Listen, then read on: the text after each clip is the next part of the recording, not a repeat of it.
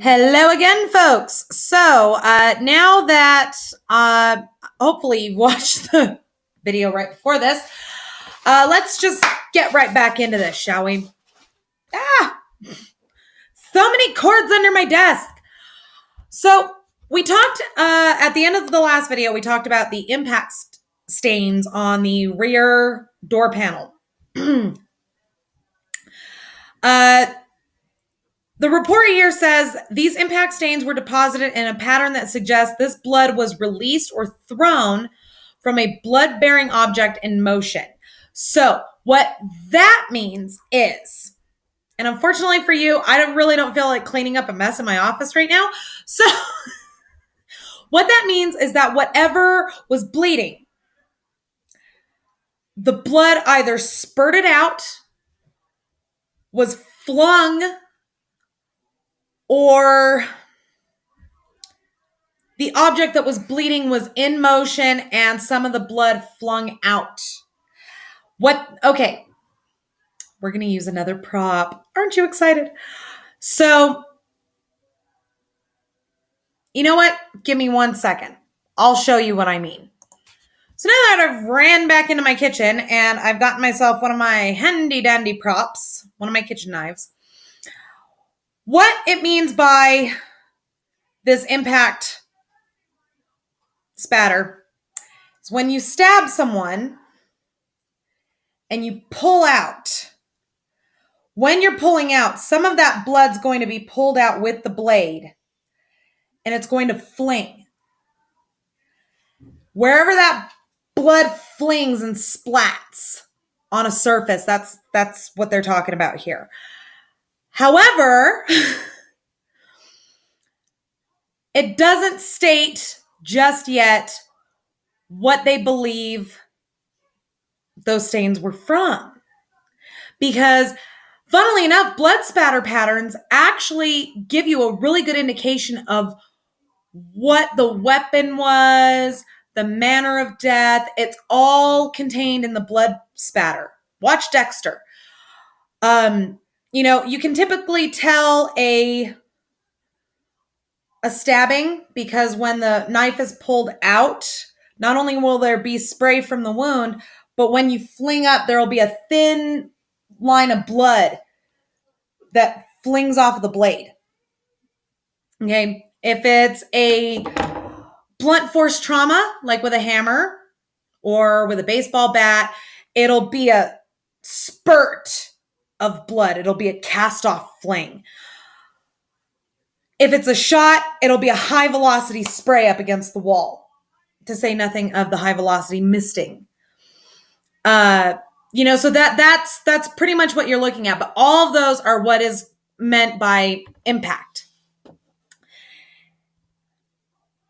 A combination of contact, transfer stains, impact stains, and flow patterns were present on the threshold of the rear door.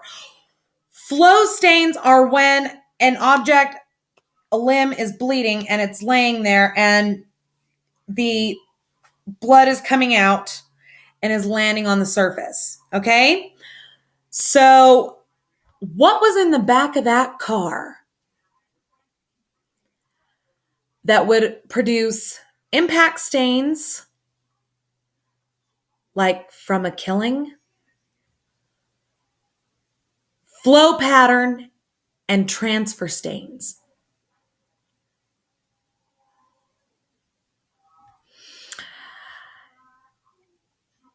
A bloody swipe pattern, the transfer of blood from a moving source onto a unstained surface, was also present on the metal trim of the rear door's threshold.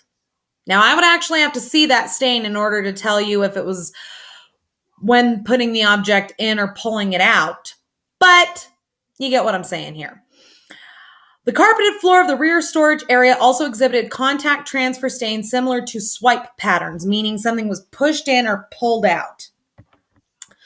Contact transfer stains, some with patterns consistent with the transfer of blood from bloody hair, were present along the inside wall of the storage compartment immediately behind the right rear passenger side seat. Teresa Halbach was in the fucking trunk! And she wasn't put in there after a beating. She was put in there and then killed in her fucking car. And if she wasn't completely killed in her fucking car, the process was started. Read the blood. Visible blood stains were present in item B, the Pontiac Grand Am. Contact transfer stains were present on the gear shift, the top and passenger side of the center console, and on the front edge of the rear seat. 2 drops measuring 3 millimeters to 6 millimeters in size were on top of the center console below the gear shift. I will explain what all of that means in my analysis of the DNA report. Okay? The conclusion is that the contact transfer stains and the drops found in the area of the driver's seats of items A and B, the RAV4 and the Grand Am respectively, are consistent with the operation of both vehicles, by an individual who is actively bleeding. The contact transfer stains observed underneath both ends of the rear seat and located just below the seat levers of the RAV4 are consistent with a transfer of blood while an individual was lifting the split rear passenger seats. The passive drop located on the threshold of the passenger side door suggests that this individual was actively bleeding. The distribution and orientation of the stain patterns observed in the rear storage area of the RAV4 are consistent with the presence of an individual with bloody head hair in the rear trunk of this vehicle. Folks, this entire report is consistent with Brendan Dassey's statement being complete and utter bullshit. As a result, it is consistent with Stephen Avery and Brendan Dassey being innocent. Because the narrative given by Brendan Dassey on which Stephen Avery was convicted is not bared out by the evidence. Not at all. Not at fucking all. The only uncompromised source of DNA of Teresa Halbach's in this case is located within that vehicle. The only uncompromised evidence of Stephen Avery's DNA is in his own fucking house, and that's it. Sorry, folks, but this lab report, this collection of evidence report, doesn't bear out the narrative. It is not consistent with a fucking thing that Brendan Dassey said. At all.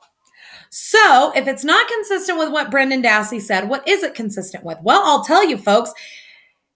It is consistent with Teresa Halbach being attacked in her car or immediately outside of her vehicle, dragged, either incapacitated or in a weakened state, and put into her trunk and either completely killed there or, well, I doubt that because there's not enough blood in that car for her to have died there. But it is consistent with her being put in the back of that car in an incapacitated state and being driven somewhere to be killed, which is inconsistent with Brendan Dassey's statement. End of fucking story. So, again, I will leave the link for this lab report in the description below, and I welcome any and all comments. Thank you very much for watching. We'll see you next video.